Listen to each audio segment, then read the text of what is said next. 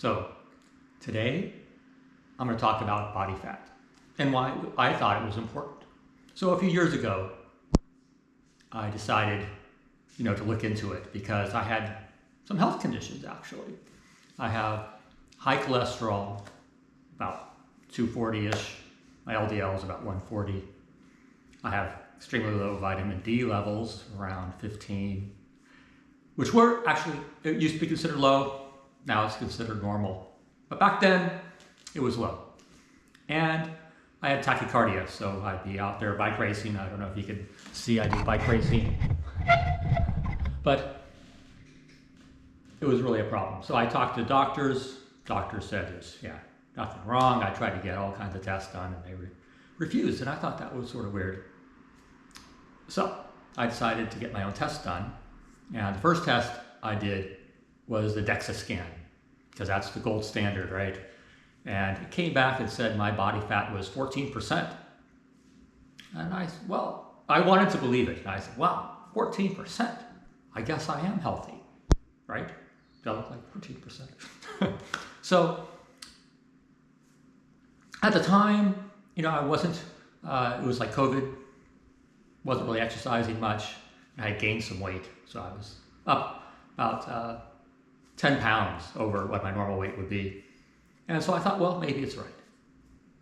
So and then, a year later, I did more. I finally started bike racing again, exercising, and did a test again. I lost 10 pounds, and it came back at 13.9%, with my legs being the fattest part of me.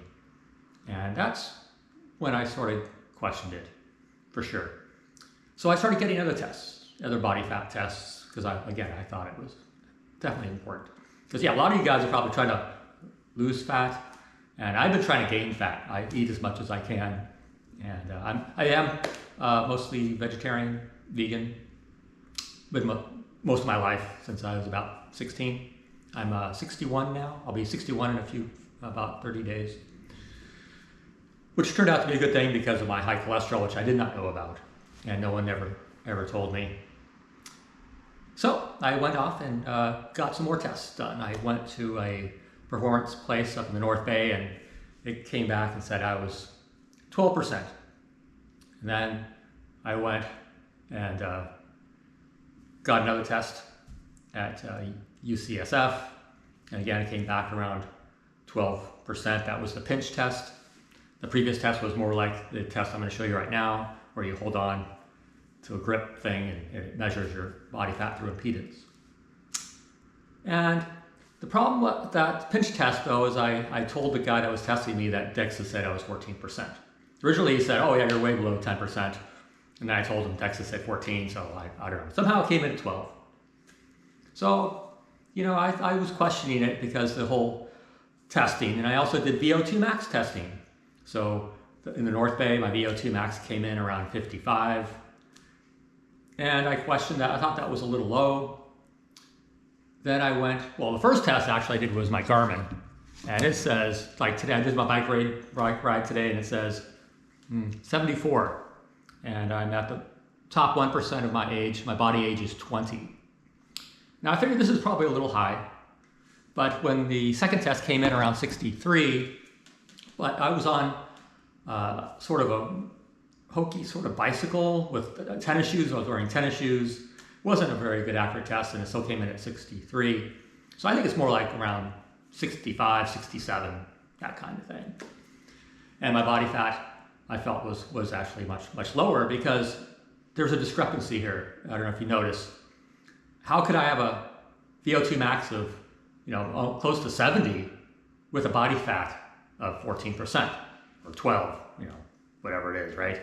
That doesn't make much sense, because my body weight, as you'll see, is pretty low. I currently weigh around, you'll see, about 119 pounds, maybe a little less, about 119.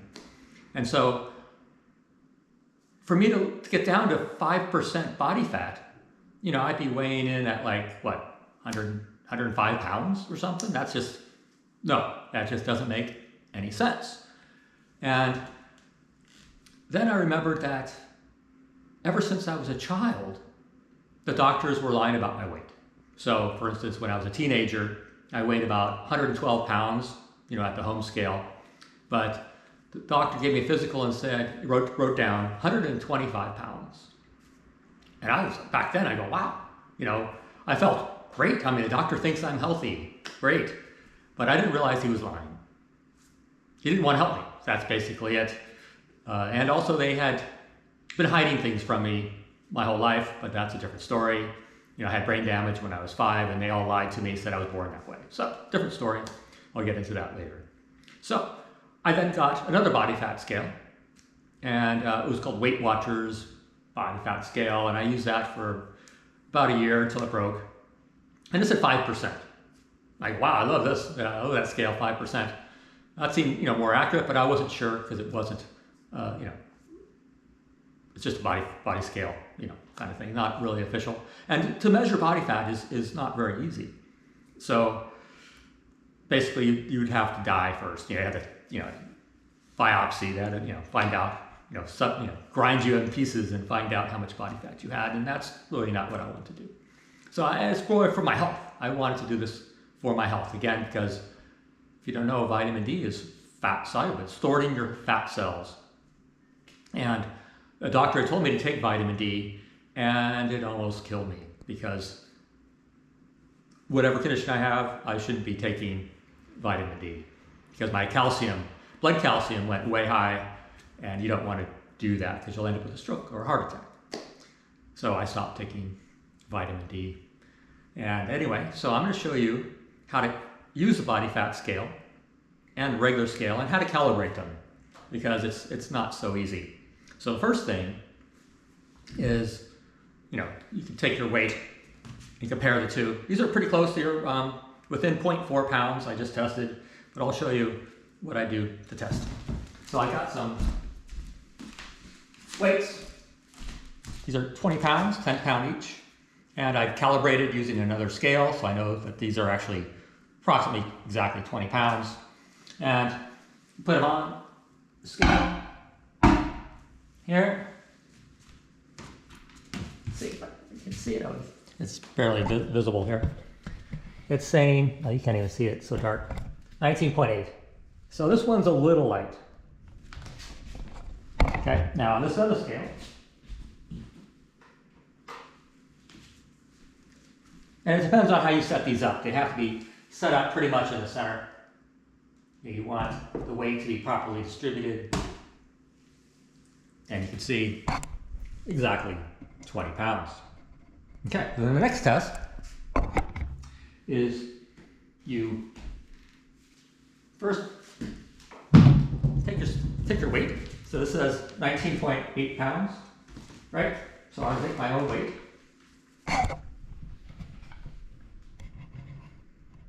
Okay, it's saying 121.4, but I'm wearing all my clothes right now, right? Then you pick up this. Oh, yeah, step off.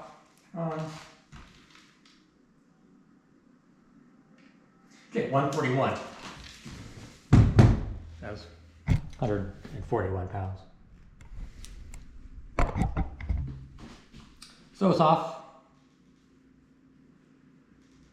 a bit. 121.4 to 121, so it's 19.6 pounds, so it's off. This one over here,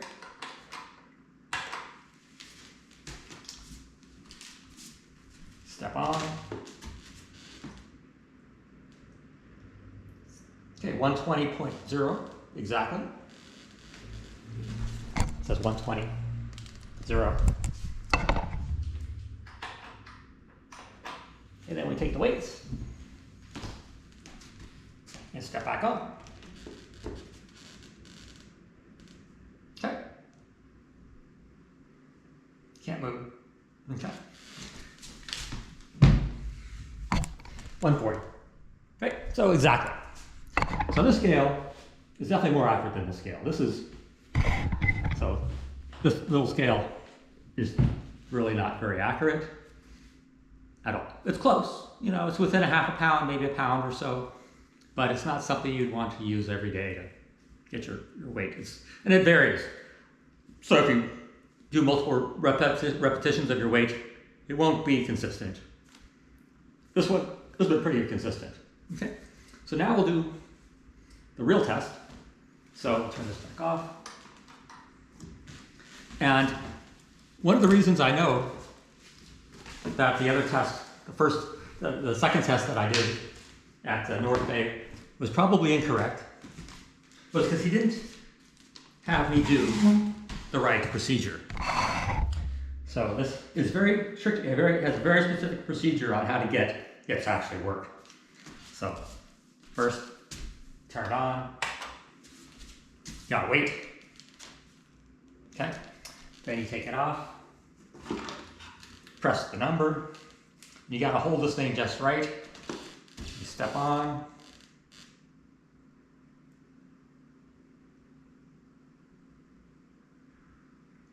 Okay, and then you start, and you go with your arms perfectly straight. Okay. So it says my weight, 118.4. Then we can go look at BMI, 17.0, which is quite low. Then we can look at body fat, 6% body fat. Muscle, 39.5%. Yay! Then we go over here, which is my kcal. So this tells you how much energy you use. My body age is 26. Yay! And my visceral fat, 1. So that doesn't go any lower than that. That's the lowest you can get.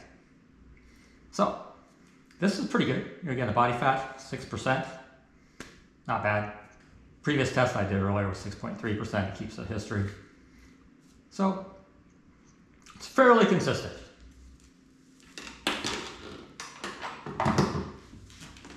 So I just got this about 2 weeks ago.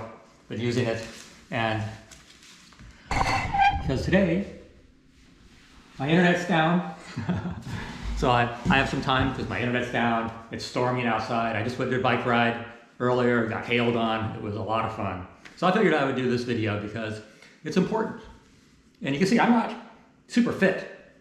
I'm not. These won't be accurate if you're like a super fit guy. You see those videos of those guys that are totally ripped, no fat.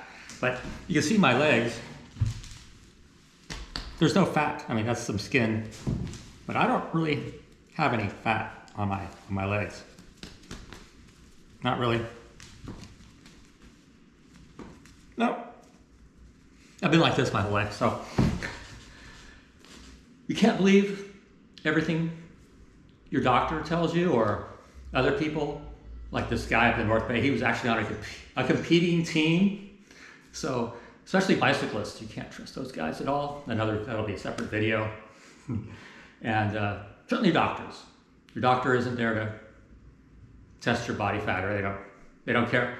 Well, at least if you're like me, because they're probably used to seeing people that are overweight and they're trying to lose weight. Not me. I'm the opposite. I've been trying to gain weight my whole life, basically.